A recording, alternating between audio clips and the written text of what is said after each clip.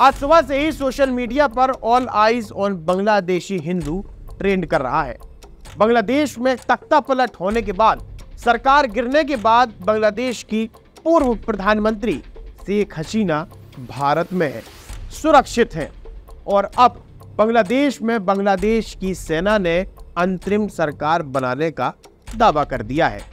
बांग्लादेश में सरकार गिरे लगभग 24 घंटे से ज्यादा का समय हो चुका है।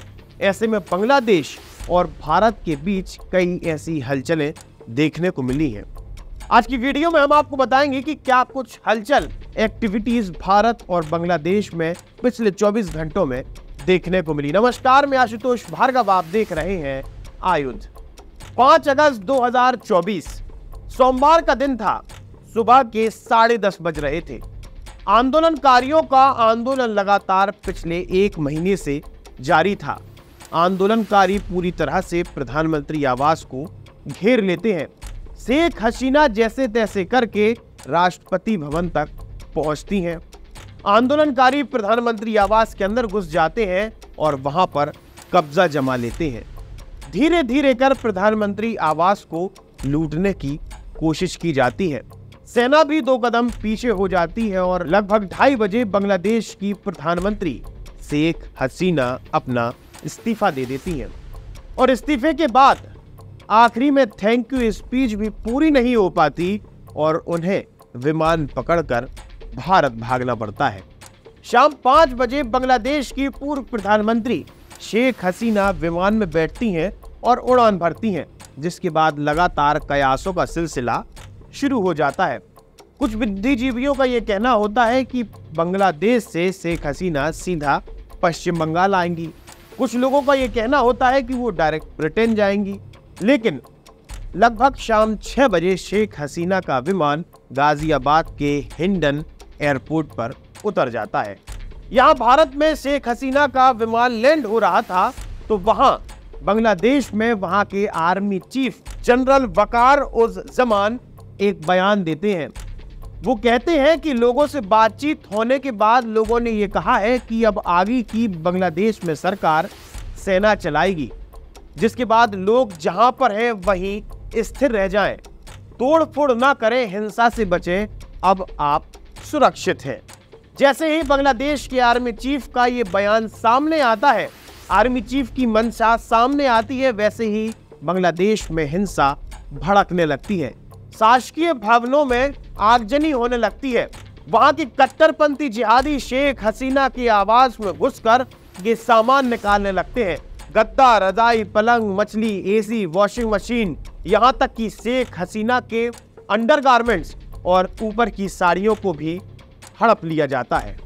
यहां जैसे ही शेख हसीना दिल्ली पहुंचती है, वैसे ही अजीत डोभाल हर बार की तरह उनसे भी मुलाकात करने पहुंचते हैं, जिसके बाद बांग्लादेश में और ज्यादा हिंसा भड़कने लगती है। पाकिस्तान के पेट में दर्द होता है और पाकिस्तान ये बयान जारी करता है कि बांग्लादेश की पूर्व प्रधानमंत्री शेख हसीना को भारत सरकार द्वारा मदद नहीं देनी चाहिए। लेकिन तत्काल भारत में एक अर्जेंट मीटिंग बुलाई जाती है, जो कि पीएमओ में आयोजित की जाती है, जिसमें रक्षा मंत्री, गृह मंत्री, सेना प्रमुख अजीत डोभाल सहित कई लोग मौजूद थे। भारत में लगातार बैठकों का दौर जारी था, तो वहीं पश्चिम बंगाल में हिंसा और क्रूर रूप लेने लगी थी। अब ये हिंसा सीधी की सीधी टारगेट किलिंग में परिवर्तित हो चुकी थी, जहां पर कट्टरपंथी जिहादियों द्वारा बांग्लादेश में रहने वाले हिंदुओं को टारगेट कर मारा जा रहा था। और भारत में उस टारगेट किलिंग को अच्छा मानने वाले भी कुछ लोग थे।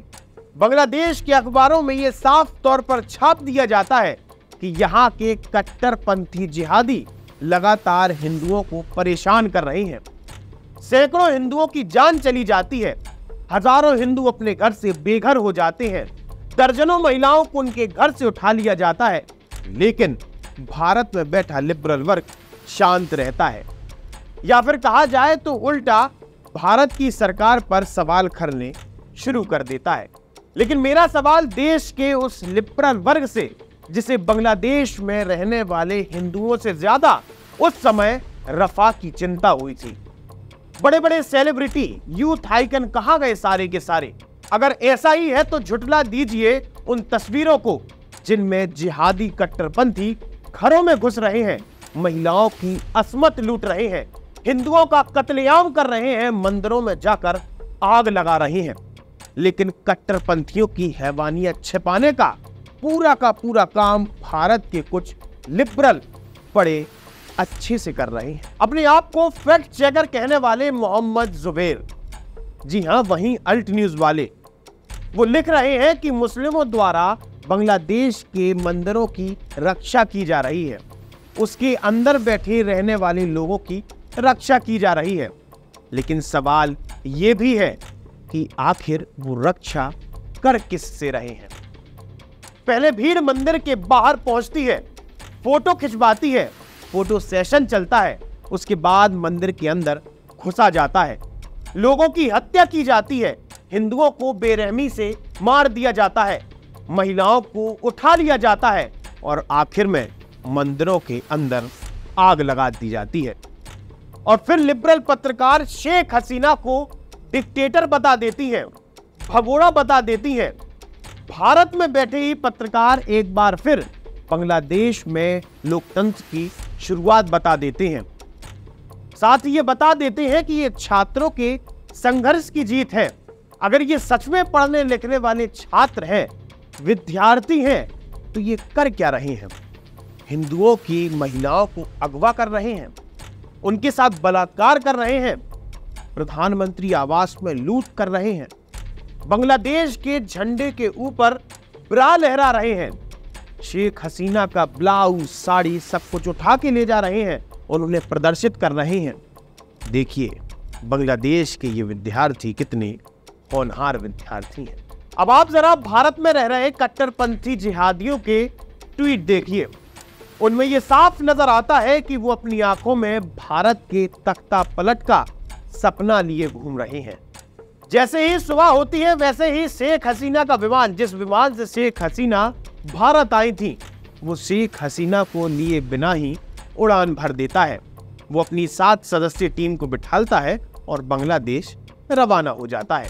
जिसके साथ खबर यह भी आई है कि ब्रिटेन से भी यह सूचना कर दी गई है कि शेख हसीना को ब्रिटेन में जगह नहीं मिलेगी। जिसके बाद शेख हसीना जरा चिंतित नजर आई। भारत में सर्वदलीय बैठक का आयोजन किया गया। इस बैठक का उद्देश्य था कि किस प्रकार से बांग्लादेश में रह रहे अल्पसंख्यकों के साथ ही शेख हसीना की मदद की जा सके। इसमें कांग्रेस पार्टी के तमाम नेता मौजूद थे, साथ ही विदेश मंत्री, रक्षा मंत्री और गृह मंत्री की मौजूदगी में इस बैठक को संपन्न किया गया। जिसके बाद केंद्रीय विदेश मंत्री एस जयशंकर द्वारा आज संसद में अपनी बात को भी रखा गया। जिसके बाद यह आश्वासन भी दिया गया कि भारत बांग्लादेश की पूर्व प्रधानमंत्री शेख हसीना की मदद करेगा। So, despite a Supreme Court judgment on 21 July, there was no let-up in the public agitation. Various decisions and actions taken thereafter only exacerbated the situation. The agitation at this stage coalesced around a one-point agenda, that is that the Prime Minister, Sheikh Hasina, should step down. On 4th August, events took a very serious turn. Attacks on the police, including police stations and government installations, intensified even as overall levels of violence greatly escalated. Properties of individuals associated with the regime were torched across the country. What was particularly worrying was that minorities, their businesses and temples also came under attack at multiple locations. The full extent of this is still not clear. और शाम होते होते बांग्लादेश की सेना द्वारा अंतरिम सरकार के गठन करने का दावा कर दिया जाता है और अब आगे बांग्लादेश की सरकार 10 लोग मिलकर चलाएंगे। जिस प्रकार से बांग्लादेश में सेना द्वारा दावा किया गया कि वो अब बांग्लादेश में आगे की सरकार चलाएगी, तो दावे के बीच एक और दावा देखने को मिल रहा है। अब क्या भारत फिर से अखंड भारत बनेगा? आप हमारे साथ जुड़े रहिए, देखते रहिए आयोज। आप हमारे चैनल को सब्सक्राइब कर सकते हैं फेसबुक, इंस्टा, यूट्यूब, ट्विटर, हर जगह मौजूद हैं। आपका बहुत बहुत धन्यवाद। लगातार जुड़े रहने के लिए आयुक्त को सब्सक्राइब जरूर करें।